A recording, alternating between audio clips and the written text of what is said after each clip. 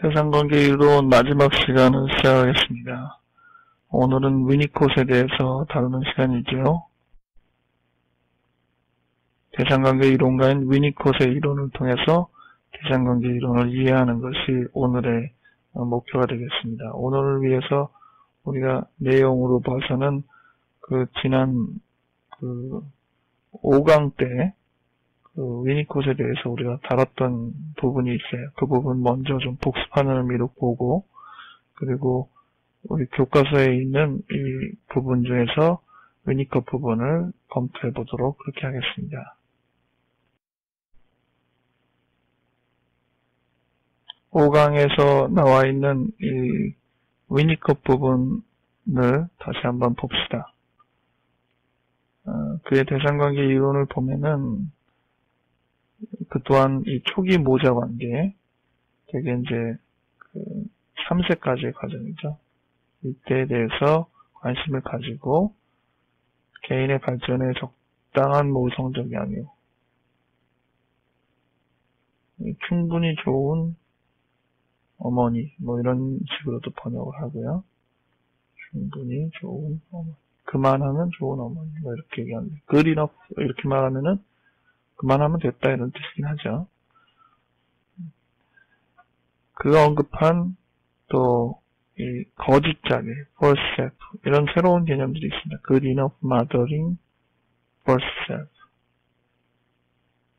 근데 이 false self의 개념에 대해서는 뒷부분에 이제 다시 설명이 나올 거예요.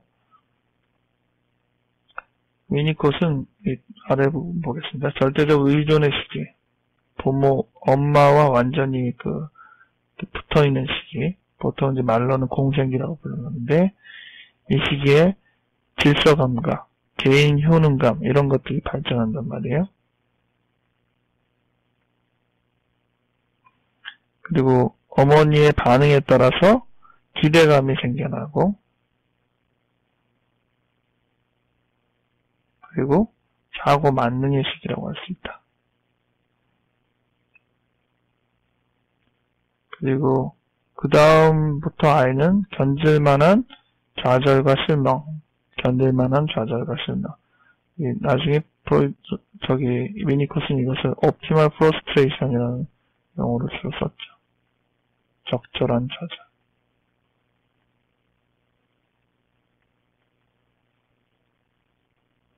적절한 좌절을 통해서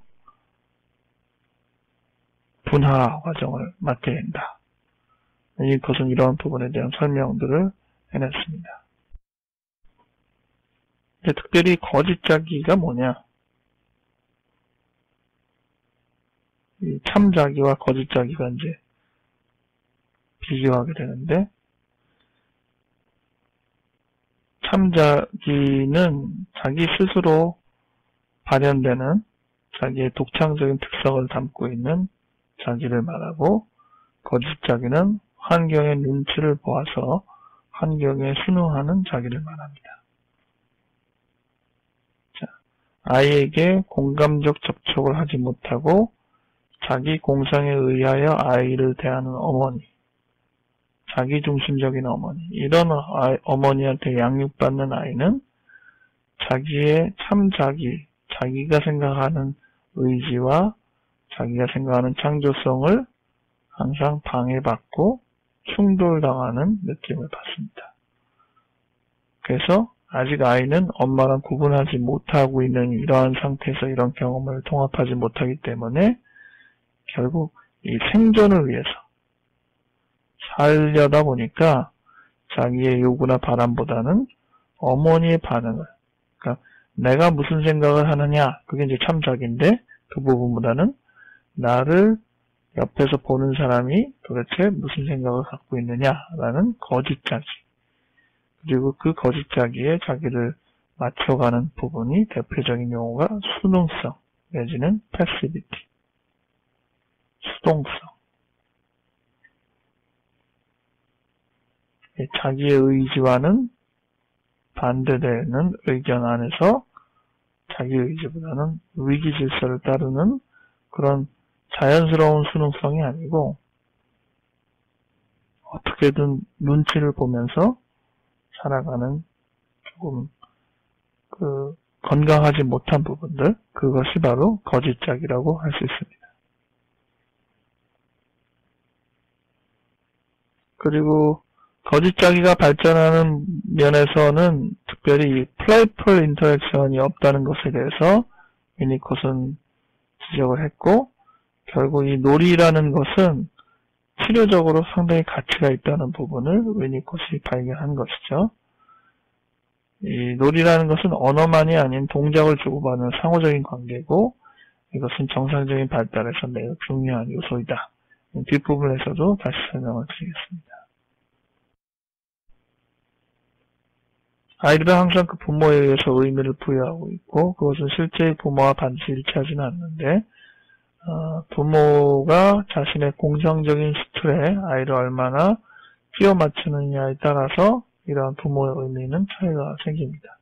초기아동기, 즉 3세까지의 과정에서 그 공감적인 의사소통의 경험이 중요한데, 거짓장애는 자기는, 버스셀프는 이러한 공감적인 의사소통이 거의 없는 경우에 생긴단 말이죠. 그래서 그런 아이는 내가 뭘 하고 싶은가 보다는 상대방이 뭘 요구하느냐. 그래서 그거를 나는 모른지게 어떻게 해야 한다는 should라는, 나는 어떻게 해야만 한다 라는 이 부분에 더 치중한단 말이죠.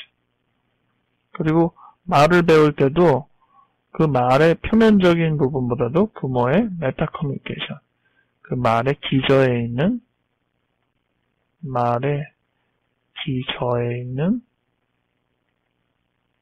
의도를 생각하게 된다. 왜냐하면 그 부모의 메타 커뮤니케이션은 대개 이 표면적인 의사소통과 많이 다르기 때문이다. 액면 그대로 그 말을 들어서는 크게 실수하거나 더 혼날 가능성이 높고, 어떻게든 그 기저에 있는 의도를 파악하고 거기에 맞춰야 되는 그런 요소가 많다. 근데 결국 이러한 그 성장 과정을 통해서 거짓자기가 형성된 사람은 바로 치료 현장에 와서도 별반 다른 것이 없이 수동적인 태도를 보이고 병적인 순응 태도를 보인다는 것이죠. 그런 것들이 치료를 방해하고 결국 건강한 태도, 바람직한 순응성으로 조정하는 것이 치료의 목표라고 할 수 있습니다. 그래서 그걸 위해서 그 안에 내재되어 있는, 가려져 있는 참자기, 자기 스스로에 대한 창조성, 이것들을 발현시켜야 되는데, 그것의 가장 좋은 도구가 뭐냐? 놀이라는 겁니다. 상호관계.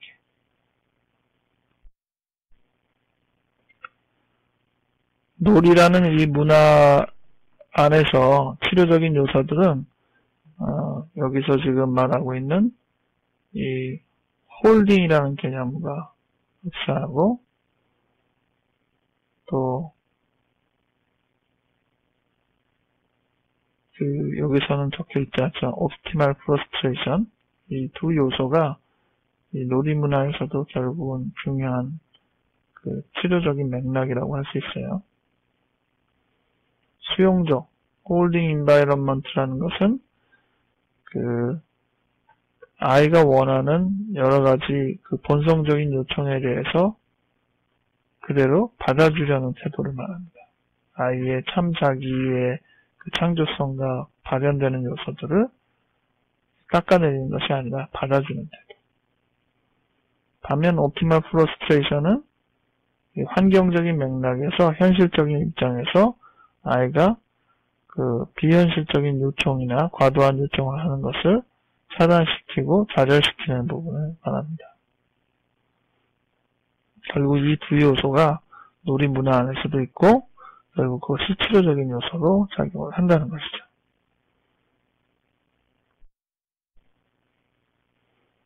마지막으로 놀이라는 것은 쉽게 이 두 원을 그려서 설명하기 쉬울 것 같습니다. 연수치료는 두 놀이 영역이 겹치는 부분에서 일어난다. 하나는 환자의 영역이고, 또 하나의 영역은 치료자의 놀이. 만약 환자의 놀이 영역에서 제외되어 있는 치료자의 놀이 영역 부분을 치료자가 지시하고 이를 수용하게 하면은, 즉 자기의 이 영역을 치료자한테 제공을 하면은 두 사람이 겹치는 놀이 영역이 증가하죠. 결국 환자도 이를 배워서 자기의 영역을 치료자와의 공유하는 영역에 내놓게 될 것입니다. 그래서 공유하는 영역이 커지는 것이 치료의 효율성이 당연히 증대되는 것이고 그게 목표라는 것이죠. 그래서 치료자한테 권하는 게 뭐냐? 환자가 스스로 놓을 수 있는 역량을 그대로 허용하라는 것.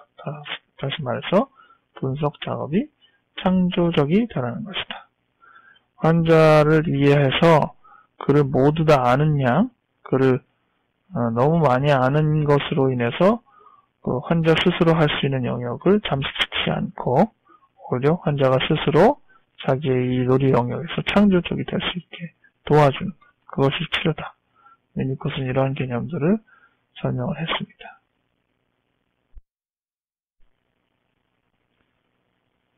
그럼 오늘 그 교과서 정신분석학적 대상관계 이론의 제7장 도널드 위니콧과 해리 건트릿 부분에서 위니콧 부분 페이지를 앞부분을 좀 검토하면서 강의를 해나가도록 하겠습니다.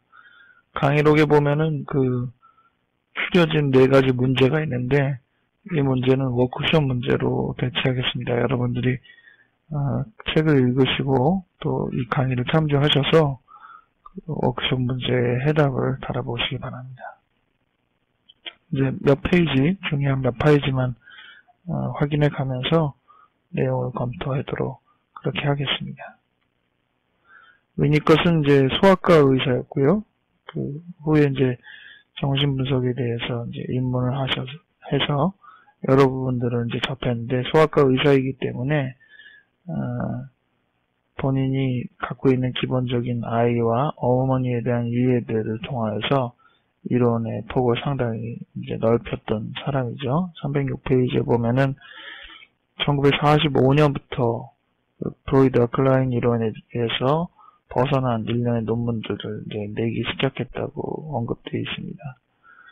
그 위니콧은 그 본인 스스로는 프로이드의 후계를 잇는 사람이다 이렇게 스스로를 주장하였고 또 다분히 클라인의 영향을 받았다 이렇게 얘기했지만은 현대적인 시각에서 볼 때는 위니콧은 그 대상관계 이론에서 C그룹에 해당하는 그 어떤 의미에서 그 영국의 두 학파, 클라인으로 가는 대상관계 학파와 전통적인 이론에 기반해서 쓰는 프로이드 학파에 어디에도 속하지 않은 C그룹으로서 이 두 가지 이론을 이렇게 중재하는, 그리고 후기에는 대상관계 이론의 어떤 주축을 형성하는 이론가들이 모여진 C그룹에 속하는 사람이라고 보통 보죠.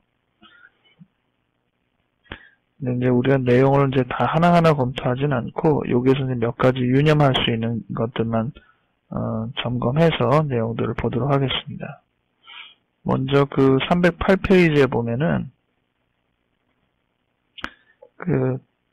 아기가 이제 태어나서 초기에 어떤 환경을 제공하는지에 대해서, 설명한 것들을 좀 보죠. 308페이지 두 번째 줄. 봅시다. 어머니는 유아가 그 안에서 머무르고 경험할 수 있도록 안아주는 환경을 제공한다. 이때 안아주는 환경이라는 것은 영어로 holding environment죠.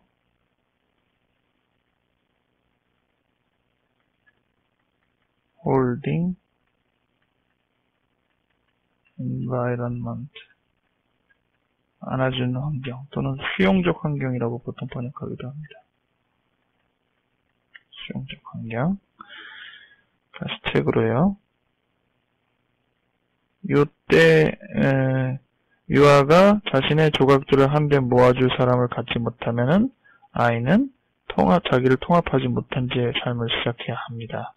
위니콧은 아이의 성장을 돕기 위해서 스스로를 이런 안아주는 환경으로 기꺼이 제공하는 어머니의 헌신을 특별히 1차적인 모성적 몰두라고 용어했습니다. Primary maternal preoccupation. 보통 primary라는 뜻이 어떤 식으로 반복되는지는 제가 말씀드렸습니다. 이게 대개는 이제 선천적인 그런 겁니다. 원래 이런 뜻이죠. 그래서 어머니가 뭐 배워서 그런 게 아니라 그 어머니가 이미 그 유전적으로 생물학적으로 아이가 태어나면 자동적으로 갖게 되는 그러한 어머니가 아이한테 갖는 본능적인 몰두라는 것이죠.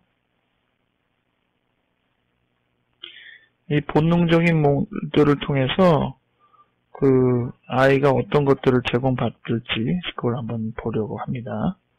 다시 책으로요. 그는 어머니가 아기에 대한 환상과 경험에 몰두하는 것을 자연스러운 생물학적인 과정이라고 생각했는데 이러한 몰두가 언제부터 생기냐? 출산하기 전에 한 3개월 그리고 출산하면서 한 몇 개월 동안에 나타난다고 했습니다. 여기서 지금 엄마가 갖는 아기에 대한 환상과 경험의 환상은 판타지에 대한 번역입니다. 판타지. 경험, 익스피리언스고요. 그러니까 아이가 이제 그 어떤 아이일까 여기에 대해서 어머니가 갖는 나름대로의 환상과 또 그 아이를 키우면서 갖는 경험이 있겠죠. 아주 초기 경험.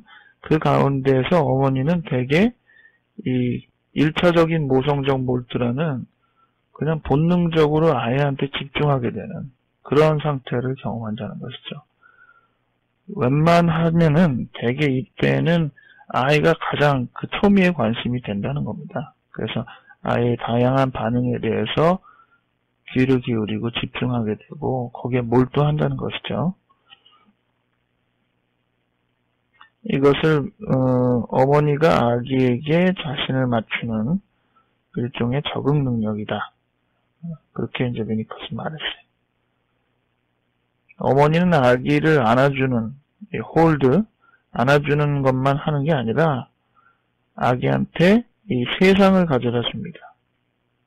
그러니까 어머니가 곧 세상이자 세상의 통로가 되는 것이죠.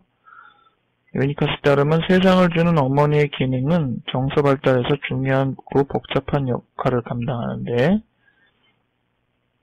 그 아이가 흥분하면은 여기서 흥분이라는 것은 excite입니다. excite. 지울게요. excite. 보통 이제 신경 자극이 증가될 때죠. 흥분할 때 유아는 자기의 그 흥분의 욕구에 적합한 대상을 불러내려고 합니다. 그런데 대개 이상적인 경우에는 그러한 적합한 그 머릿속의 요구의 대상과 어머니가 제공하는 대상이 같다는 거예요. 그런 순간을 환각의 순간이라고 용어를 붙였습니다. Moment of illusion. 그러니까 아이가 흥분해 있고 그 흥분의 요구를 만족시킬 어떤 대상을 이미지합니다. 근데 이게 이제 아이고 실제 어머니는 아이에 대해서 1차적 모성적 몰두를 하고 있기 때문에 이 아이의 이 환상에 있는 이 대상까지는 몰라도 아이가 흥분해 있는 사실을 보면서 아이에게 무엇을 제공해야 될지를 알고 그것을 제공하죠. 그게 이제 젖가슴이 되기도 하고 다양한 이제 이 것들이 제공이 되는데 이 대상 이것이 되게 일치한다. 이 대상과 그 아이가 기대하는 모성의 대상과 어머니의 제공하는 대상이 일치하는 걸 가르쳐서 이 moment of illusion.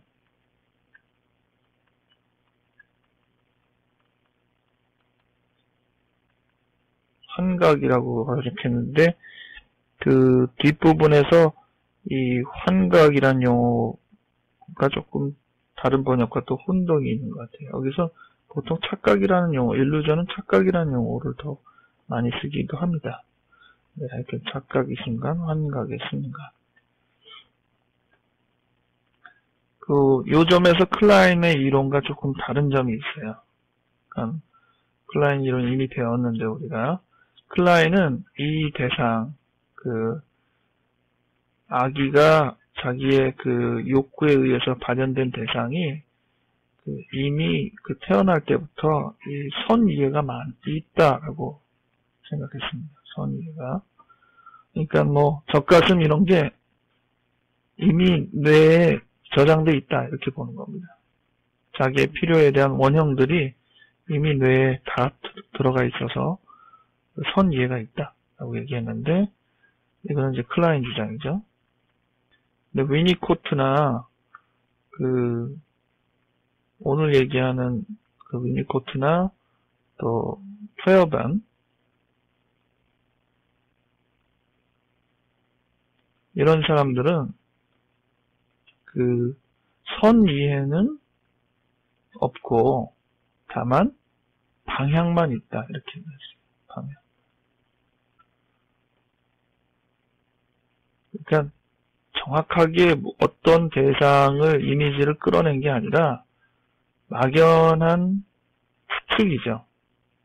클라인 입장에서는 상당히 구체적인 대상인데 막연한 추측. 근데 그 막연한 추측을 현실화시켜주는 건 뭐냐? 바로 어머니가 제공하는 실제적인 대상인 거예요.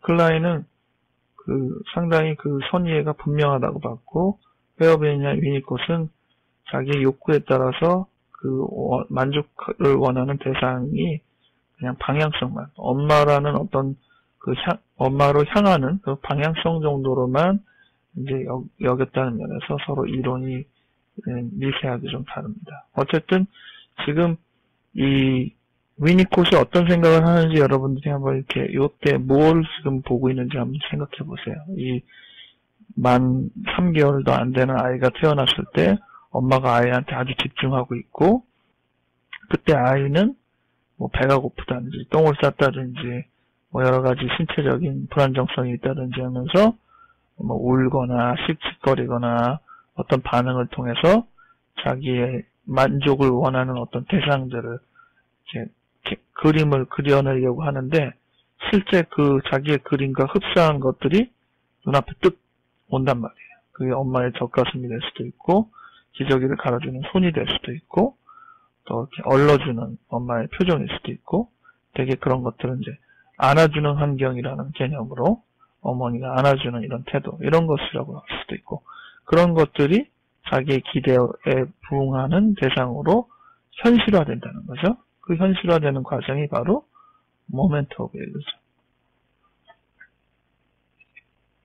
309페이지 그거를 다시 정리하는 말이 있는데 환각의 순간 또는 착각의 순간이라고 할 수 있겠죠. 모멘트 오브 일루전은 유아의 환상이 아니라 환각입니다. 여기서 번역의 차이가 있는데 여기서 말하는 유아의 환상이라는 말의 영어 원문은 hallucination이에요.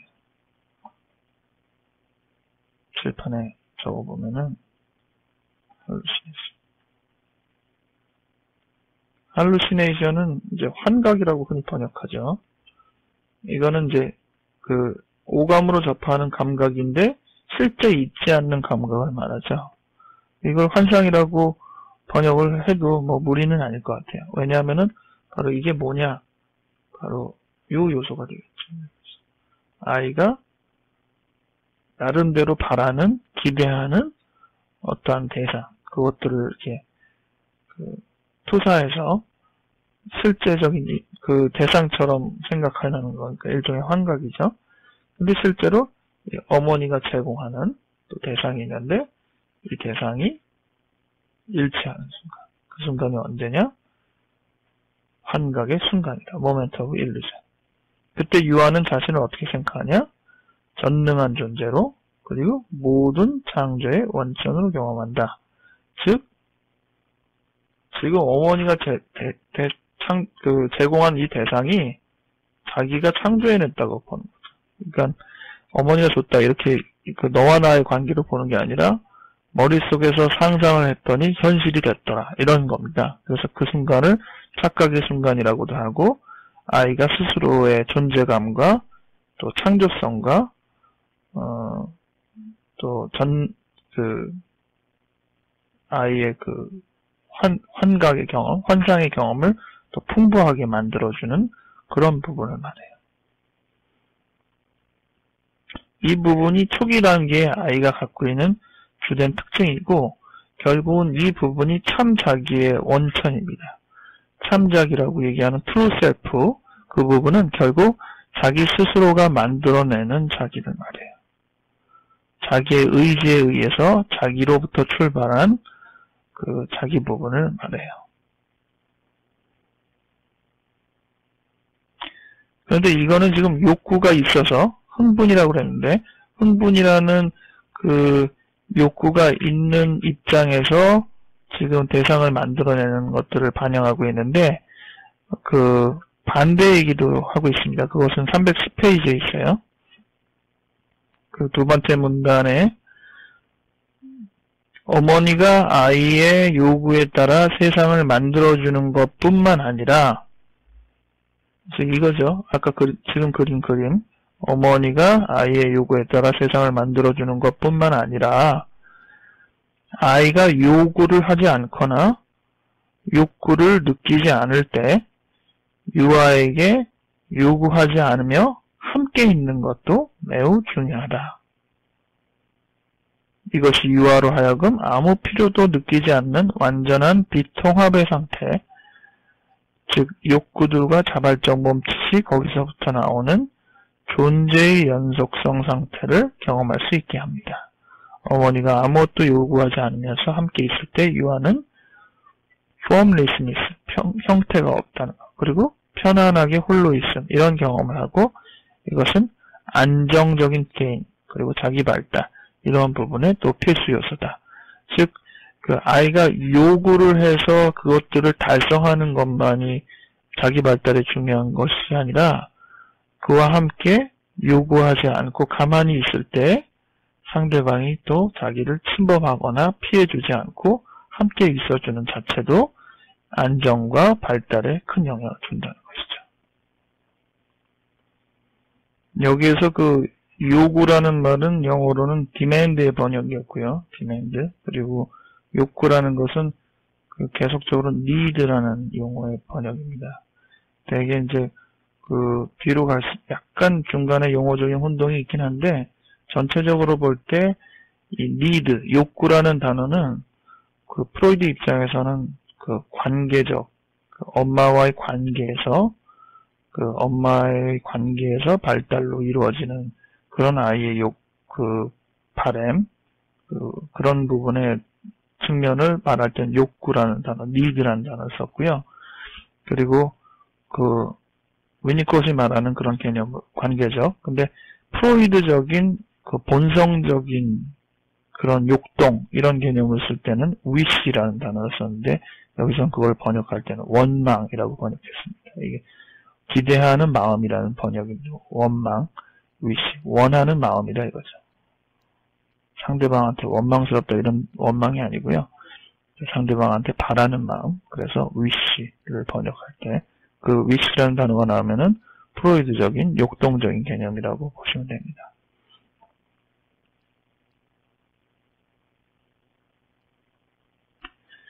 자, 이제는 두 번째 단계를 생각해 볼 필요가 있습니다. 지금 초기의 단계, 안아주는 환경을 통해서 아이가 얻게 되는, 즉 1차적 모성적인 몰두 과정을 통해서 아이가 얻게 되는 이 환각의 순간을, 그것을 통해서 아이가 전능감을 생각하고 창조성을 생각하는 그런 부분과 달리 아이가 새로운 공간을 다다르게 되는데, 그것은 310페이지의 맨 아랫부분부터 언급되는 겁니다. 그 아기가 어머니의 예민한 반응을 필요로 하는 기간은 아주 짧고, 일단 전능하다는 환각을 충분히 경험하고 나면은 아이는 자신의 통제 밖에 있는 세계의 현실을 배우고 자신이 갖고 있는 힘이 한계가 있다는 걸 배워야 합니다. 이러한 현실, 외부, 그리고 또 자기 한계의 깨달음은 바로 실패에서 시작됩니다. 어머니가 조금씩 유아의 요구에 따라서 세계를 제공하는데 실패를 해요. 거기서 유아는 현실과 한계를 배우게 됩니다. 여기서 실패라는 단어는 영어의 failure, 그야말로 실패라고 이제 번역을 하게 되죠. 책을 다시요. 어머니가 자신의 모성적인 몰두를 극복하고 다시 삶의 다른 영역에 흥미를 갖게 됨에 따라서, 즉 아이에게 초기에는 아주 집중적으로 몰두하는 그런 반응을 보였는데 어느 순간 어머니가 이 몰두로부터 이제 벗어나서 이제 예전처럼 그 다른 영역의 흥미에 대해서 신경을 쓰게 된단 말이죠.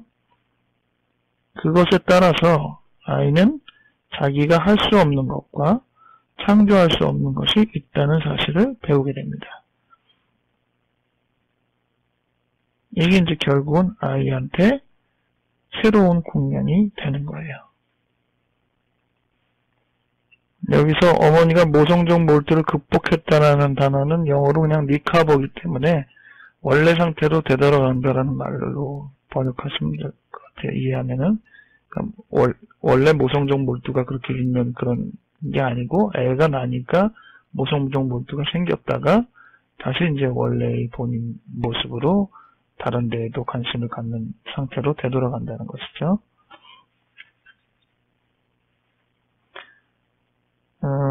그 중간에 유아의 수동적인 환각적인 원망을 실현해주던 초기 엄마는, 이게 지금 그려있는 이 그림이잖아요. 이제 몸짓과 신호를 통해서 아이의 실제 표현하는 욕구에 반응하는 엄마로 변한다. 어머니의 적응의 점진적인 실패는 유아가 자신의 자아를 분리 발달시키는 과정에 있어서 본질적인 요소이다. 그러니까 이 그림에서 지금 이 부분을 이 책의 전체적인 맥락으로 보면은 지금 태어나서 3개월 만에 이렇게 자기 욕구하고 이게 바로 위시인 거예요. 위시. 이게 원망이에요. 그리고 거기에 대해서 대부분 환각이랑 일치하고 이런 것이 기본적인 틀이에요. 그런데 항상 이렇게 일치하지 않는단 말이에요. 이제는 자기가 위시를 보여도 엄마가 반응을 안 할 때가 있어요. 왜냐하면은 항상 몰두하지 않기 때문에, 모성적 몰두가 하지 않기 때문에 위시는 항상 이루어지는 게 아니라 차단이 됩니다. 그러면서 아이는 서서히 자기의 위시가 아닌 니드에 관심을 갖게 돼요. 즉 어머니와 조율을 통하여서 그 진정한 환경적인 객관적인 필요들을 이제 요청하게 됩니다. 그림을 지워서 다시 보면은 아이가 있고 엄마가 있고, 이 초기 단계에 그 아이가 보이는 이 위시에 대한 반응은 그 1차적 모성적 몰두죠. 그 다음 단계는 되게 이제 실패라고 표현되기도 하고, 또 아이 입장에서는 이제 좌절이라고도 표현이 되는데, 결국 이 부분에서 이 좌절을 극복하고 건강한 요구, 여기서는 주로 이제 욕구라고 번역을 했는데, 욕구, need, 이 바램을 통해서 새로운 관계를 형성합니다.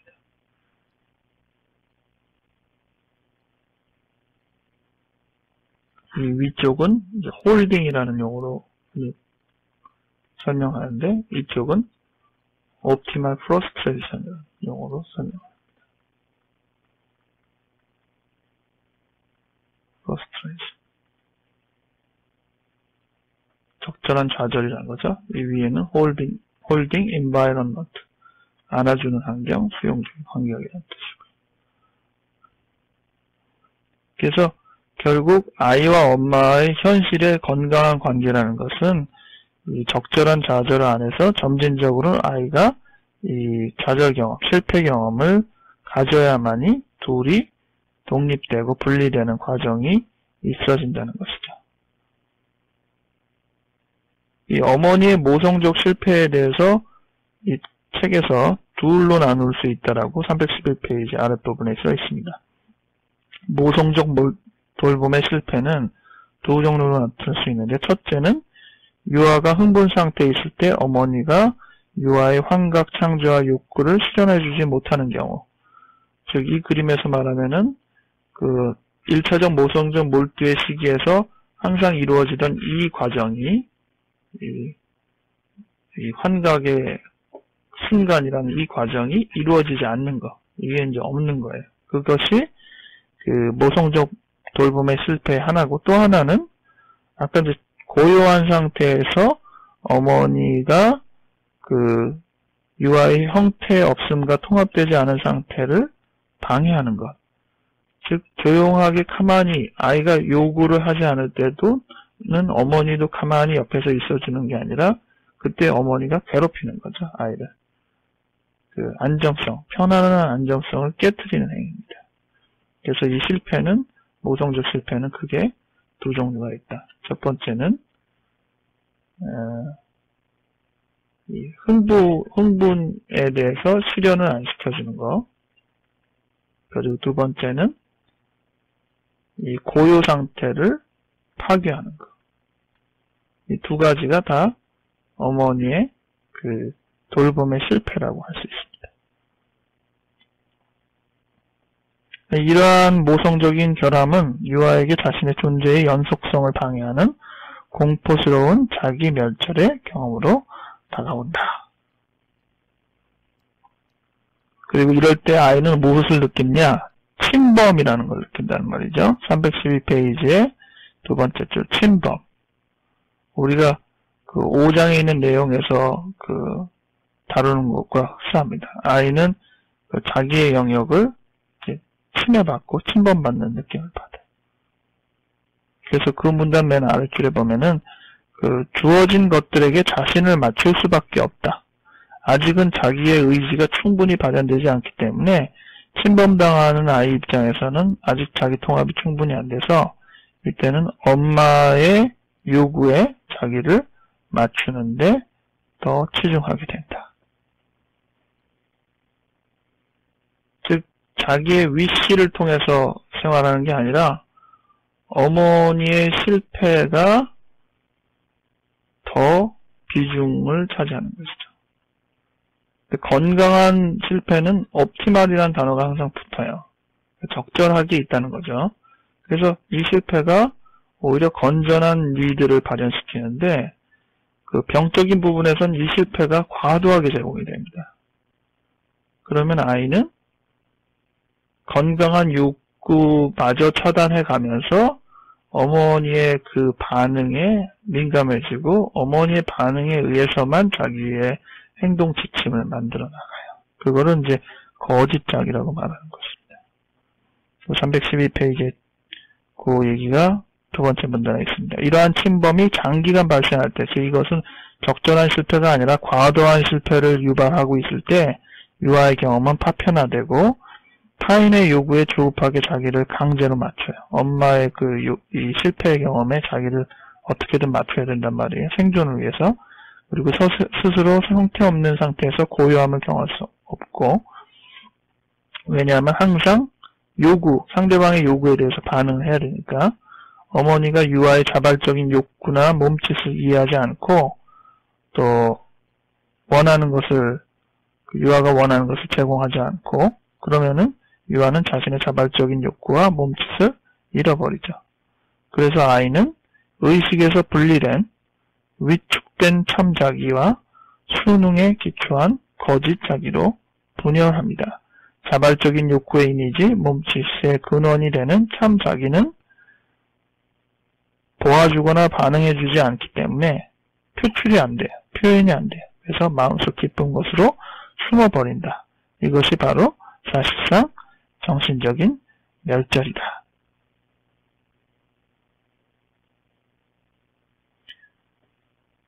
처음에 이 1차적인 모성적인 몰두에 대해서 아이의 그 위시가 현실화됨을 통하여서 아이의 창조성과 전능성이 자라고 이것들이 적절한 자절을 통해서 건강한 욕구로 발산되면은 그것이 참자기가 건전하게 겉으로 잘 드러나는 형태라고 반영할 수 있어요. 근데 이 실패가 너무 과도하면은 이 참자기는 묻힌단 말입니다. 완전히 가려져요. 그리고 거짓자기, 그저 상대방의 요구에 따라서 눈치적으로만 반응하게 되는 그런 거짓자기가 아주 거대해진다는 그런 개념입니다.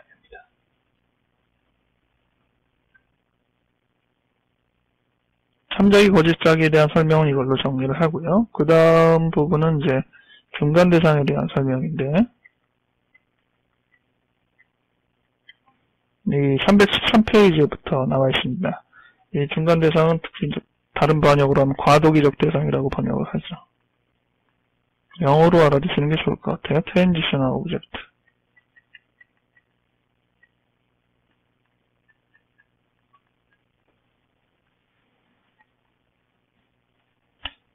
이 중간대상의 출현이 위니카스에서 생각할 때는 굉장히 중요하다. 다른 용어가 각각 나오는데 중간현상 또는 뭐 중간경험, 그러니까 트랜지셔널이라는 단어에서 이제 용어를 다 따는 겁니다. 그래서 다른 용어는 결국 다 이 중간대상과 관련된 현상, 관련된 경험 이런 뜻이 돼요. 그래서 다른 용어가 나와도 항상 중간대상이라는 개념을 잘 익히셔야 될 것 같습니다. 이 개념의 중요성은 대상 자체에 있는 것이 아니라 자신이 전능하다는 환각으로부터 객관적인 현실로 인식으로 발달해가는 중간 지점에라는 중간적인 성격이 있다. 과도기적이라는 성격이 있다.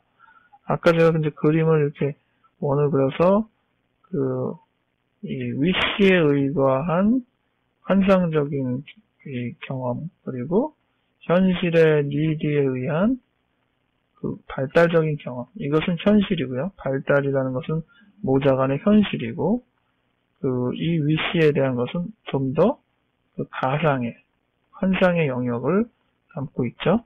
근데 이 영역에서 다음 영역으로 넘어갈 때 이제 실패를 통해서 간다고 했는데, 이게 급작스럽게 옮길 수가 없으니까 과도기적 단계를 거친단 말이에요.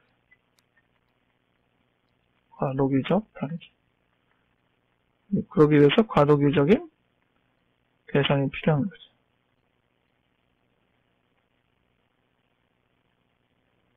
내용을 한번 다시 봅시다. 어머니가 유아에게 발달에 적합한 환경을 제공해 줄 때 유아는 자신의 세계를 창조했다는 전능감을 갖게 된다. 첫 번째 단계죠. 한 사람의 인격은 이러한 전능 환각으로부터 자신의 능력의 한계를 인정하고 타자의 독립된 존재임을 객관적으로 지각하는 과정. 이건 두 번째 단계죠. 이러한 과정은 일반 통행적인 직선적인 발달을 의미하지 않는다. 위니캇은 전능 환상과 현실 지각, 두 가지 단어를 썼네요. 지금 우리 그림으로 말하면 어디가 전능 환상이겠어요? 바로 이 윗부분이 전능 환상이죠. 그리고 현실 지각은 어디겠어요? 여기 밑에죠. 현실 지각.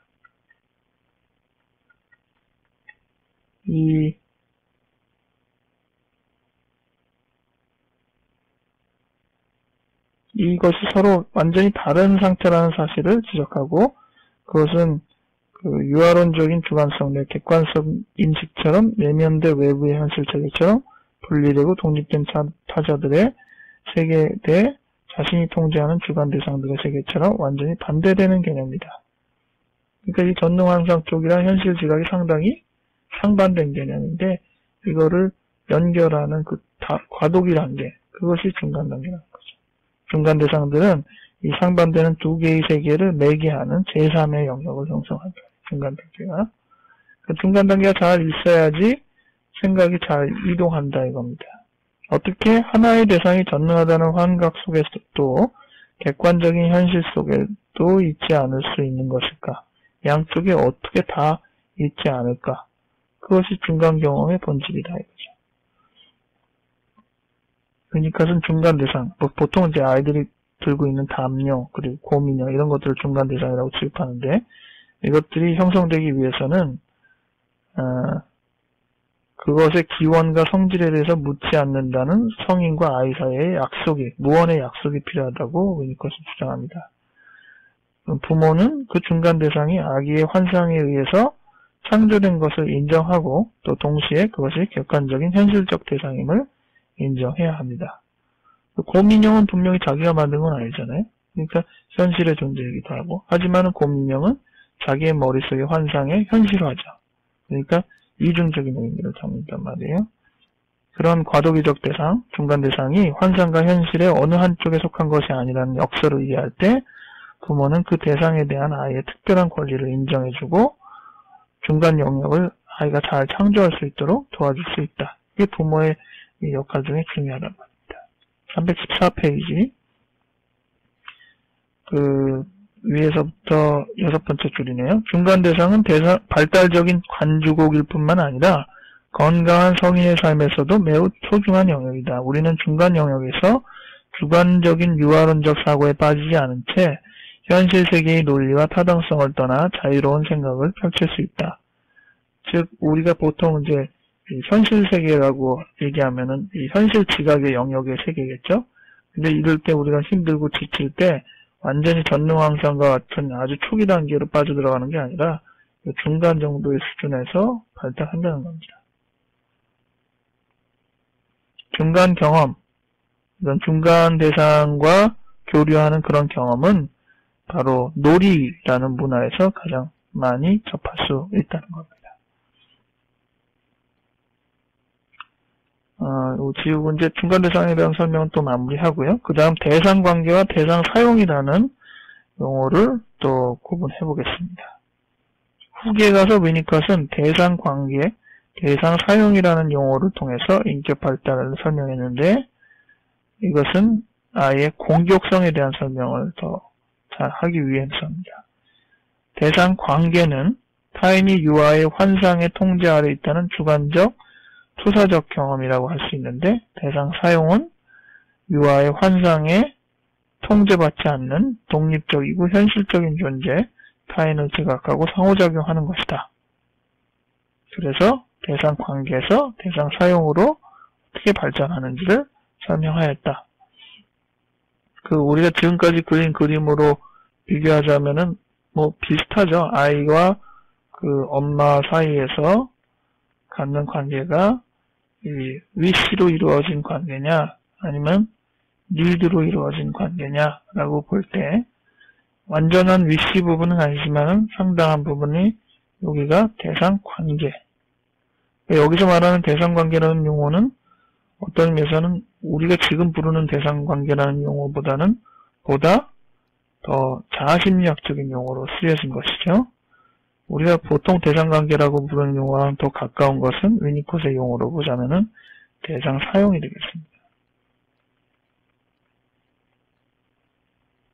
대상 사용은 훨씬 더 현실적인 관계, 독립적인 관계, 그러한 관계의 단계다. 내용에 대해서는 공격성과 관련된 부분으로 포함되어 있는데 조금 이해하기가 좀 복잡하기 때문에 이 단계에서는 그냥 이 정도로만 넘어가겠습니다.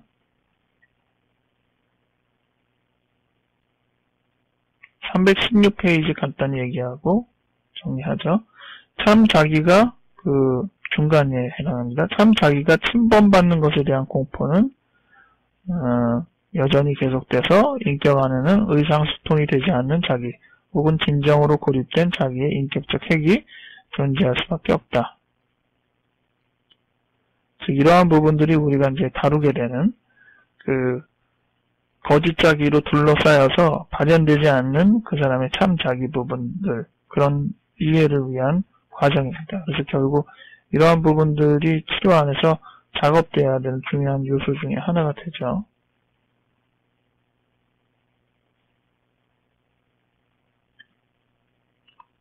마지막으로 위니컷이 정신병리와 치료에 대해서 이 관계구조 모델에 의해서 이야기한 것을 언급하겠습니다.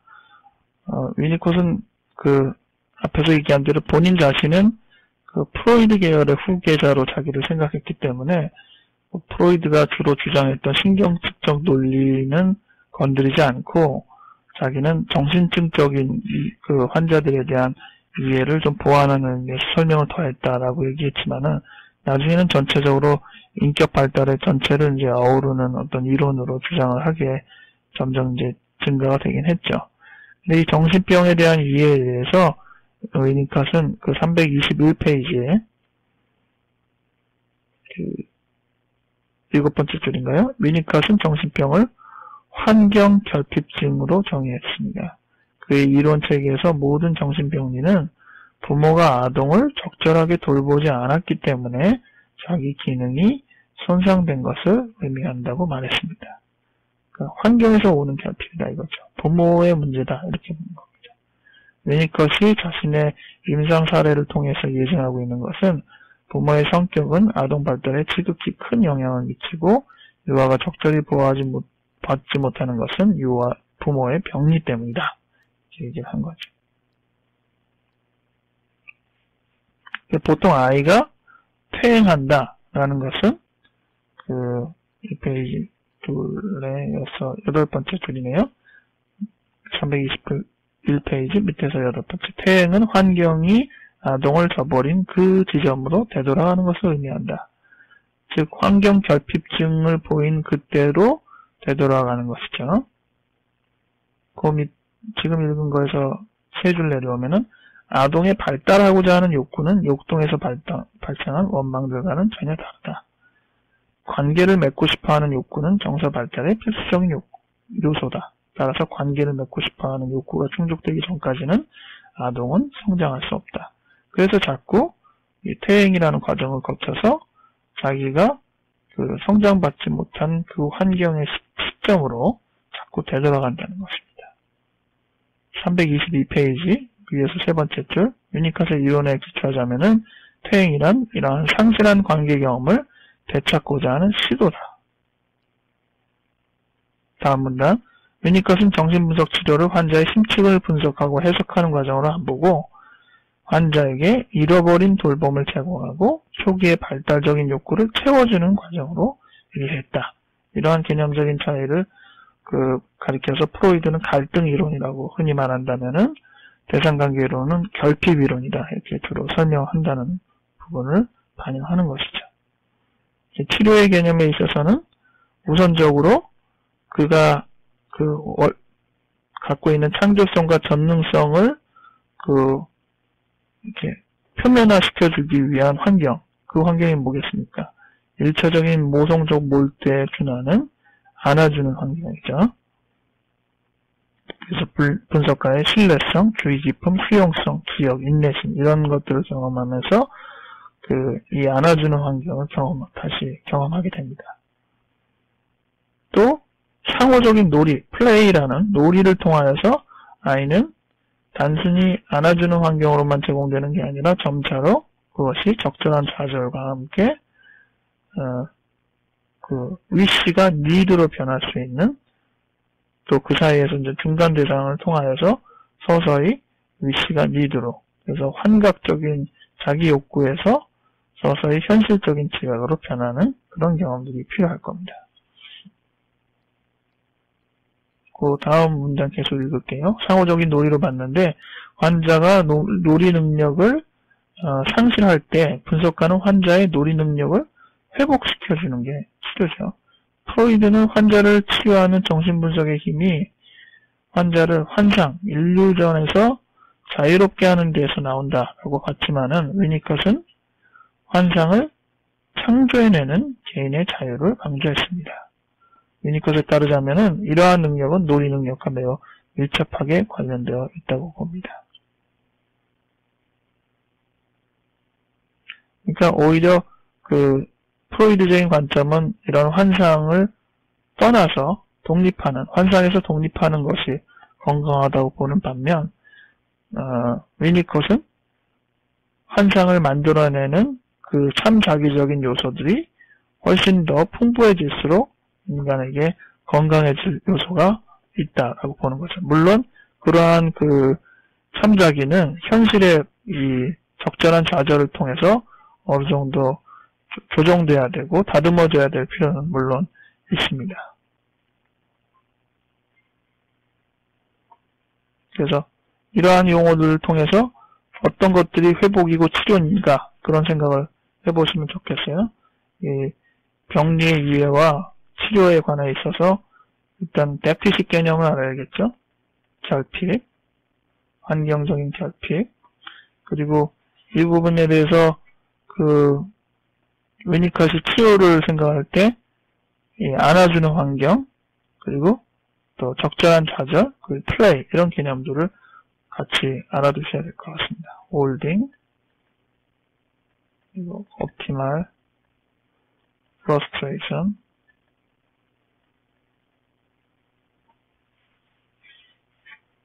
그리고 플레이 이러한 것들을 잘 반영하는 플레이. 아까 책 5장에 있는 그 그림 두 영역을 같이 감싸는 영역, 플레이 영역, 이 영역이 치료에 중요하다는 것을 기억해야 될 것 같습니다.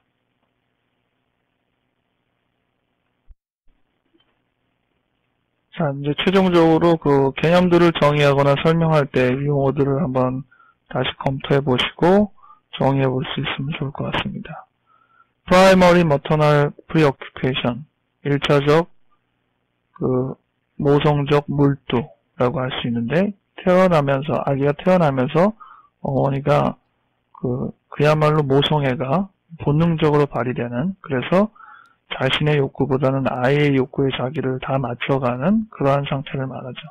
그런 상태에서 보통 어머니가 제공하는 그것이 바로 밑에 적혀있는 holding environment, 안아주는 환경. 이 환경에서는 웬만하면은 엄마가 아이의 wish, 아이의 본능적인 욕구를 현실화하는 그러한 대상을 제공한다는 겁니다. 반면 적당한 시기가 있으면은 어떻게 되죠? 엄마는 자기의 이제 관심사에 따라서 아이한테 적절한 좌절을 주는데, 이것은 어머니의 입장에서 보면은 양육의 실패죠. 마터널 페일러가 됩니다. 그러나 이 페일러가 적절하게 있으면 오히려 아이는 이 상황에서 오히려 어머니와 독립되는 건강함을 회복하고 환경적인 적절한 니드를 배우게 되죠. 이 위시와 구분돼서 이 위시와 홀딩 인바이러먼트에서 제공받을 수 있는 부분은 바로 트루 셀프가 되겠죠. 참 자기적인 요소. 그러나 이 트루 셀프는 물론 이 옵티멀한 부분을 포함하고 있습니다. 건강한 부분으로서의 실패도 포함하고 있습니다. 하지만은 이 과도한 페일러, 과도하고 병적인 페일러는 뭐를 초래하죠? 바로 false self, 수동성을 주죠. 그래서 자기의 창조적인 의지에 관심을 두는 게 아니라 어머니의 눈치를 보고 어머니의 반응에 따라서만 행동하는 그런 사람을 말합니다. 되게 이런 지금 그림에서 보자면은 이 환상에 의존하는 이 관계, 본성적인 관계와 또 어머니와의 현실의 관계, 모자 관계를 통해서 이루어지는 단계는 상당히 이제 극과 극의 어떤 이미지를 많이 갖고 있고, 이 관계를 이제 변동할 때 트랜지션이 필요하죠. 과도기가 필요하단 말이에요. 그 과도기를 위해서 트랜지셔널 오브젝트, 과도기적인 대상이 이 중간 단계 역할을 해주고 결국 관계의 이전을 자연스럽게 해줍니다. 그리고 이러한 중간 단계 역할들을, 이러한 변환들, 이런 것들을 가장 잘 많이 함축하고 있는 것은 바로 놀이에 담고 있습니다. 보통 우리가 충분히 좋은 어머니라고 부르는,